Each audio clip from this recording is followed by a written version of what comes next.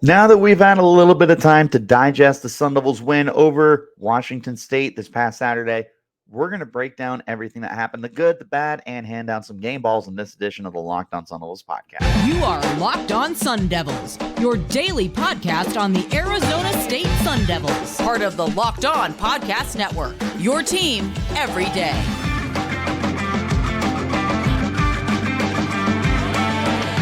Welcome back to the Locked On Sun Devils podcast, part of the Locked On Podcast Network, your team every day. My name is Richie Bradshaw, and I will be your guide for everything Arizona State Sun Devils. Thanks as always for tuning in and making us your first listen of the day. Wherever you're getting your podcast, hit like, subscribe, turn on notifications so you get an update whenever we post new content. You can stay in touch with that content by following me on Twitter. You can find me at RichieBrads36, the podcast as well, at LO_Sun Devils. Before we get started, today's episode is brought to you by Prize Picks. Go to prizepicks.com/lockedoncollege and use code LOCKEDONCollege for a first deposit match up to $100. Daily fantasy sports made easy. Prize Picks. Man, we haven't gotten to do this in a minute. The Sun Devils beat Washington State on Saturday night. 38-27 final. And quite frankly, they handled this game for the entirety. Never surrendered the lead. They made the most of the offensive opportunities they had. They played pretty solid defense, not great defense. It was one of their worst performances of the year defensively, but they still did a good job limiting Cam Ward for the most part.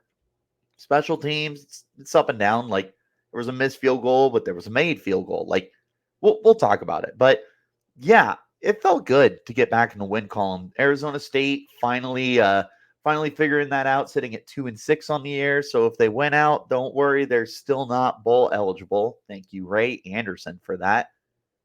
There's a lot to digest from this game, and a lot more good than there is bad. And that's the way we're going to break it down. You know, we'll start talking about the good, we'll talk about some of the bad things, and then we'll do some takeaways, and we'll hand out some game balls for the first time since, like, I think our first game was August 31st. So since early September, it's going to feel good.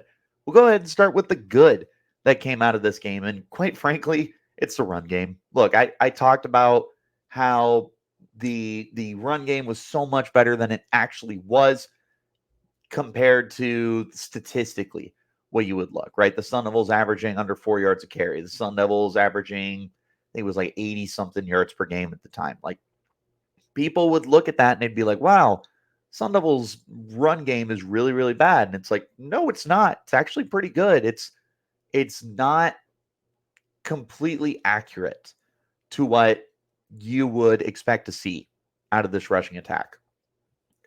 They've got more than enough quality players here. And that was something that was very evident against Washington State. And look, I understand the caveat of, Washington State doesn't have a good run defense. You're absolutely right. They were 11th coming into this game. So this is a game that you were supposed to be able to run the football well. But you did. You did exactly that. And you did it in a very, very promising way on the day. 39 total carries, 235 yards, and 5 touchdowns. Five touchdowns on the ground, including a hat trick from DeCarlos Brooks. It was a stellar performance all the way around. They were getting a little bit of everyone involved. Elijah Badger had 4 carries. Caleb Black had 2 carries. You saw an appearance from Tevin White, 2 carries for 6 yards. Trenton Bourguet had a handful of carries, including the couple of rushes, I think is what you can kind of call it, towards the end of the game just to get him out of the end zone. They did everything they wanted to do. They had big runs. They had quality runs. Cameron Skattebo had a 66-yard scamper, which was the longest of the year, and also the Sun Devils' first run of 20-plus yards on the season. We hadn't had one previously, so that felt pretty good to finally get that. They did whatever they wanted to on the ground, and they spread it out very, very well. They were just doing everything that they wanted to do, averaging right at 6 yards a carry. I want to say it's like 5.9 something, but they did it. They did everything that they wanted to do in this game. And you have to be so happy with that kind of production out of them. You're hoping that that's going to be a continued trend for this team. There's more than enough talent here between Skattebo, between Brooks, Kyson, Tevin, what you get Elijah Badger involved with. You've got the talent here. I would anticipate this is going to be something that we see more moving forward, but we'll talk about that more towards the end of the show. Another one of the big positives was something that I had done my best to manifest, and that was a good game from Jalen Conyers. I don't know if you would necessarily call it a breakout game, but 4 catches, 90 yards, including a 50-yard long with just that classic my ball mentality that we've seen out of Corn. Like, he was a stud. Corn was going crazy in this game. Hopefully that's going to be a continued trend, because if Conyers is able to get going, I really like what you're going to potentially see out of him down the road. Really good player, somebody who's just struggled to be able to make a consistent impact, but he made a consistent impact in this game. Loved what you saw out of him. Obviously, you love what you got out of Elijah Badger with 78 total yards on 8 touches, including a rushing touchdown. Yeah, the offense just looked good, and Trenton Bourguet did a very good job managing the game. He did a really good job doing what he needed to do. Went 19 of 26 for 274 yards, no touchdowns, no turnovers. More than good enough. At this point, we're not really expecting Trenton Bourguet to be throwing 2 touchdowns a week. We'd be happy with a score out of him.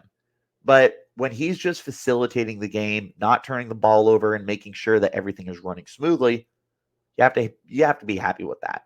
Offensive line played really well in this game. I thought the play calling was pretty rock solid. So they did a really good job, and they were converting on third downs pretty well. 8 of 11 on third downs really doesn't get too much better than that, man. That's pretty stellar. Converting on about 70-something% of your third down conversions. Big A plus from me. And I thought the defense did a pretty good job in this game. It wasn't perfect. We'll talk about that a little more in a minute, but they did a good job making Cameron Ward uncomfortable in the pocket. He had to roll out several different times. He had to take off several different times. On the night, he had 12 carries, 3 of those were sacks, 35 yards. He did score twice on the ground, but again, we'll talk about that in a little bit. I thought they did a good job just finding a way to keep Cameron Ward off balance, and that's really a lot to ask for out of your team when you talk about a guy that is just so incredibly crafty and creative, and somebody who can do those off-schedule plays and everything. Cameron Ward is a very good quarterback. So what you were able to do against him is, here's the thing. Statistically, you wouldn't call it outstanding, and I wouldn't call it outstanding either. But I do think that they played a good game against Cameron Ward. I'm curious what you guys think, though. Like, leave a comment, let me know so we can have a conversation about it. But overall, I would say that the defensive performance as an entirety was pretty good.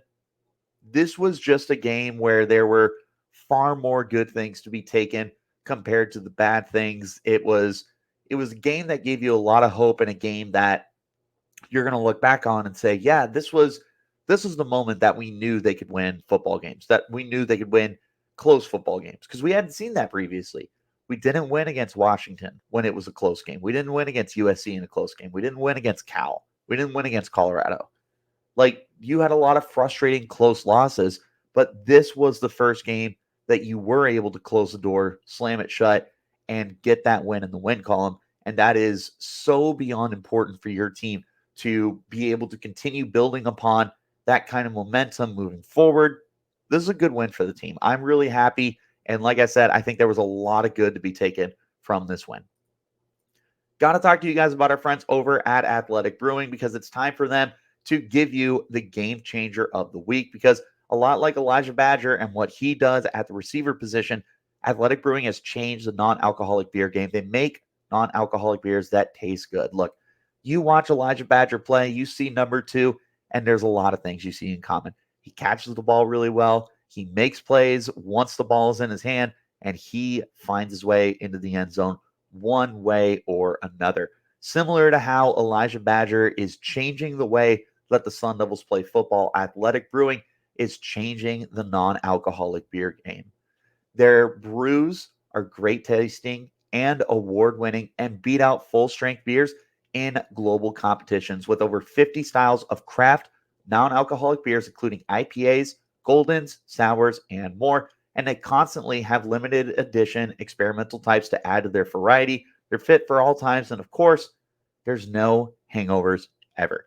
You can find Athletic Brewing Company's non-alcoholic brews at a store near you or buy online at athleticbrewing.com. First-time customers can use the code LOCKEDON to get 15% off your order online. That's code LOCKEDON, LOCKEDON, at checkout for 15% off at athleticbrewing.com. Near beer, exclusions, and conditions apply. Athletic Brewing Company, fit for all times. Also want to talk to you about our friends over at eBay Motors. Passion, drive, patience. It's what brings home the winning trophy, and it's also what keeps your ride or die alive. eBay Motors has everything you need to maintain your vehicle and level it up to peak performance, from superchargers to roof racks, exhaust kits, LED lights, and more. Whether you're into speed, power, or style, eBay Motors has you covered. With over 122 million parts for your number one ride or die, you'll always find exactly what you're looking for. And with eBay Guaranteed Fit, your part is guaranteed to fit your ride every time or your money back. Because of the eBay Motors, you're burning rubber, not cash. With all the parts you need at the prices you want, it's easy to turn your car into the MVP and bring home that win. Keep your ride or die alive at ebaymotors.com. Eligible items only, exclusions apply. eBay Guaranteed Fit only available to U.S. customers.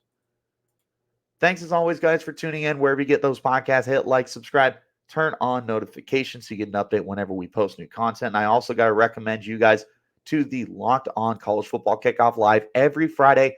Locked On is going live at 11 a.m. Eastern on every single Locked On College YouTube channel, including this one. College Football Kickoff Live covers playoff implications, the conference rivalry games, and goes in depth like only Locked On can, including insight analysis from our stable of Locked On College hosts covering their team every day. Find Locked On College Football Kickoff Live every Friday, 11 a.m. Eastern on any and all Locked On College YouTube channels. You won't want to miss it. Guys, I tune into it too. It is outstanding, the work that those guys put together. You got to check it out. Seriously, I recommend it myself. Let's go ahead and get back into our conversation. Flip the script to the bad things that went down in this game. And look, I think there was very minimal that you could say about this game that wasn't good. So we'll go ahead and start with the one that stands out, and that's the penalties. Arizona State committed 9 penalties on the night for 72 yards. It wasn't the prettiest game by any stretch of the imagination.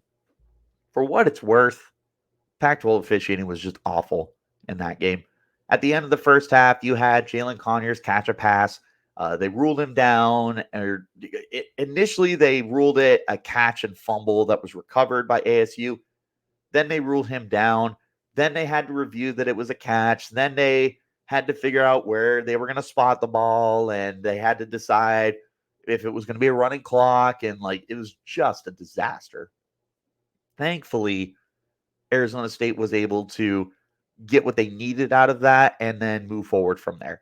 Then you talk about towards the end of the second half, towards the end of the game, Cameron Ward had a pass that was batted down, hit the ground, popped up. Ward caught it, ran down the sidelines, was marked out of bounds. There was a late hit on him, and it was a disaster. And these refs were just non-stop in this game.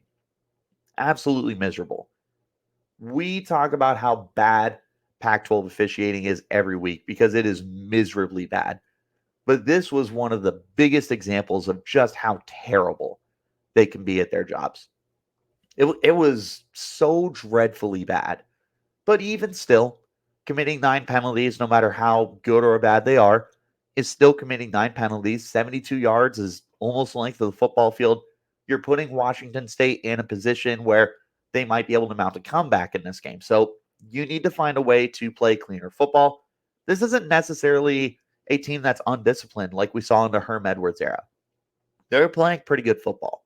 They are doing a good job minimizing penalties for the most part. You just need to start to get to a point where you're able to lessen that. We've had those games, right, where it's 5 or less penalties. This just wasn't one of those games. It is what it is. It's one of the bads from this game. I'm not sitting here calling it a consistent problem, but for this game, Wasn't great.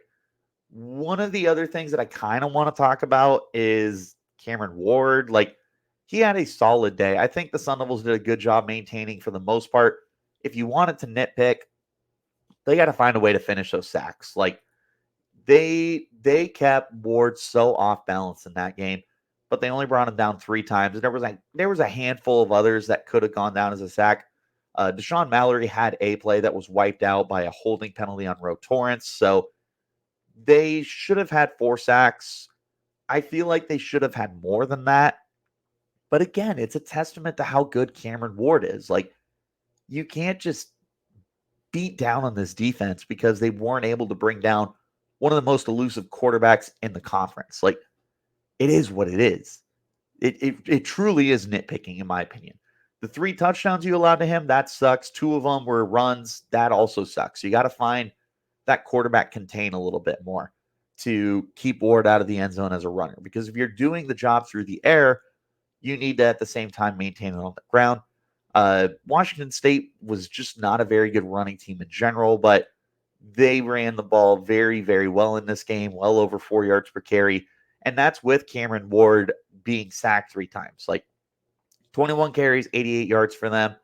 Ward was 9 carries for probably at least 50 yards or something like that.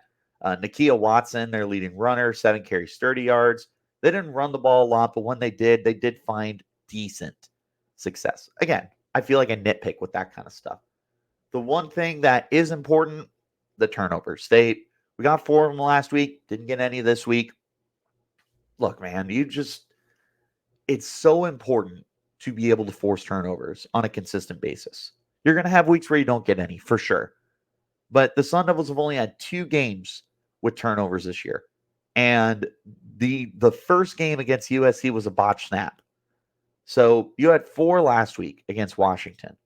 Other than that, you have 6 games where you didn't force a turnover, 7 games where you didn't get lucky with a turnover.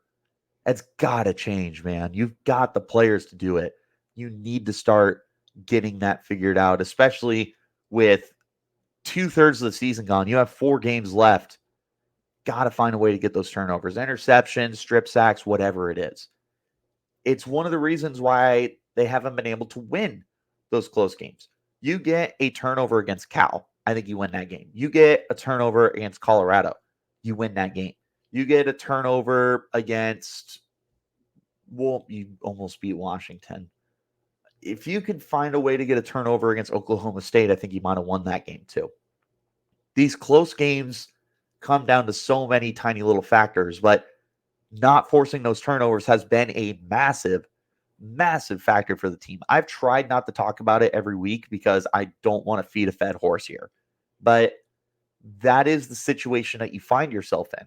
When you don't force the turnovers, you get to a point where you're going to be losing a lot of football games. And that's what's happened to the Sun Devils this year. That wasn't the case in Washington State, but thankfully the rest of the team was able to step up so that you didn't necessarily get punished for the defense not being able to force any turnovers. They did a good enough job with Cameron Ward. The offense played well. They got the win, and that's all that matters. Want to talk to you guys about our friends over at Prize Picks. Prize Picks is the most fun that I've had, winning up to 25 times my money this football season. It's so much fun for daily fantasy, and it's super easy. Pick 2 or more players over or under on the projected stats and place your entry. Seriously, take a look at Patrick Mahomes. Did you say he was going to throw more than 250 yards or less than 250 yards this week? What about Tyreek Hill? Did you have him for 100 yards? Did you have him for under 100 yards? What did you do for, Derrick Henry? Like, pick some of the biggest players that you can think of. Overs and unders for their stats. Place the entry and win some money. They also have Apple Pay now for quick and easy deposits into your account this football season. It's so much fun. It's so easy with weekly promotions that can lead to big payouts like Taco Tuesday. That's tomorrow. Each Tuesday, Prize Picks discounts select player projections up to 25% to provide even more value. Go to prizepicks.com/lockedoncollege and use code LOCKEDONCollege for a first deposit match up to $100. Again, go to prizepicks.com/lockedoncollege and use the promo code LOCKEDONCollege for a first deposit match up to $100. Prize Picks, daily fantasy sports made easy. one more time wherever you get your podcast. Hit like, subscribe, turn on notifications so you get an update whenever we post new content. Quick update for you. Tomorrow will be a doubleheader. We will have one episode in the morning, one episode in the evening. Episode in the morning is going to be covering football. Episode in the evening is going to be covering basketball. Basketball is coming up next Wednesday. Tomorrow will be kind of my overall preview. Still got to do football because there's a lot to talk about with the football team. So doing a doubleheader tomorrow to make sure that we still get some basketball involved this week. But going to be a busy week on Locked On Sun Devils, so turn on those notifications, guys. Let's go ahead and wrap this up with a couple of takeaways and some game balls to hand out. I really have just two big takeaways here. The first is the run game. It is so much better than anyone was going to give it credit for. And I'm so happy that we got to see them flourish this week because there's so many good things to take away from the way they ran the football. They ran hard. They ran fast. They found the end zone. Run game's good. Do not let a box score tell you how good or bad the run game is for Arizona State. There are times where it's deceptive, and this is one of the times. Arizona State has run the football very well the last 10 years at least. Like, you've had several 1,000-yard rushers. You've had guys that are Pac-12 players, or all Pac-12 players, all honorable mentions. Like, there's been no shortage of talent here. That's no different this year, especially with DeCarlos Brooks back in the fold. Like, they're doing such a great job running the football. And now that everything seems to be back in place and healthy, and you've got the offensive line getting beefed up too, like, this feels like a rushing attack that's going to take off the last 4 games of the year. If I had to make a bold prediction right now, I will tell you the last 4 games, they will have at least 100 rushing yards in each of the 4 games combined. Not saying Skattebo is going to get 100 yards in every game. Not going to say anyone else is. I think in total you get 100 yards in each of the last 4 games. Seems very attainable. Got to credit the offensive line too. They're playing good football despite the injuries. Like, you got a lot of guys that are doing next man up mentality. Isaiah Glass has been solid. Lee Fontanu has been great. Joey Ramos is playing hard. They're doing a good job with what they have. Other takeaway here is that ASU is capable of winning games that are close and against quality opponents. We've seen it this year, man. There's toss-ups. You're two wins right now. I'm not saying you're winning all of these. I'm saying that based off of how close you were, there was an opportunity. Oklahoma State, USC, Colorado, Washington. That's 4 games that were like toss-ups for you. So you're talking about flipping your record from 2-6 to 6-2. They just haven't found a chance to be able to do that. This was one of the instances where they found a way to do it. Cal was another close game for you. I think I said Cal. I can't remember if I said Cal. There have been nothing but close games except for the Fresno State game where you were shut out. Other than that, man, like, you're right there. This was their chance to show that they are, in fact, capable. And they did it. So, however many games you win this year, maybe you run the table and finish the year 6-6. Maybe you don't win another game and you end the year 2-10. Whatever it is, I anticipate them to play close in every single one of those games. And what I'm really, really happy about is that you have found a way to be in every single game, and you have found a way to win those games. That's one of the most exciting parts about this, is the Sun Devils showed they can win these football games. That's great. Let's wrap it up with some game balls. Come on. It's probably the most fun that we get to do when we do have our winning teams and our close wins, our big wins, whatever. First one, DeCarlos Brooks. DeCarlos Brooks, 11 carries, 67 yards, so over 6 yards a pop. 3 touchdowns for a little hat trick from the transfer running back from Cal. played a very good game. He was one of the biggest difference makers upon his return last week to the team against Washington. He was really important the first 2 weeks for the team. This guy is just thunder to Cameron Skattebo's thunder. It's just power, power, power. And you really got to really enjoy the DeCarlos Brooks experience on Saturday night. That's my first game ball, without question. No question at all. Second game ball, I can't highlight just one guy here, so I'm going to give it to the entire offensive line. Lee Fontana was actually identified as one of the Pac-12 Offensive Lineman of the Week. I think it was the interior Offensive Lineman of the Week. Bottom line, he's playing great, man. Really happy with what Fontana's done. But I highlighted other guys. Isaiah Glass has done solid this year. You got good play out of Joey Ramos. You're getting guys that are stepping up right now. And with them keeping Trenton Bourguet clean, for the most part, he definitely had to scramble. But for the most part, they did a good job. Didn't allow a sack. They carved out a run game that was averaging well over 5 yards a carry. They did everything right that they needed to do right in this game. Great effort all the way around. Have to love them. Game ball split amongst all of them. I'm not going one guy in particular because they all played well as a unit. Last game ball that I'm handing out, I'm going BJ Green here. BJ has been great all year. It was no different in this game. A sack and a half, 2.5 tackles for loss. He was great. The pass rush in general did a good job in spite of only having 3 sacks in this game. Clayton Smith got his first full sack of the year. Also had another half sack that he split with BJ Green, bringing his total to 2 on the year. Prince Dorbaugh didn't get a sack, but he did have 2 more tackles for loss. Deshaun Mallory played well, but I am going to go ahead and highlight BJ Green here because just like we've seen every week, he's just a monster, dude. He's so disruptive.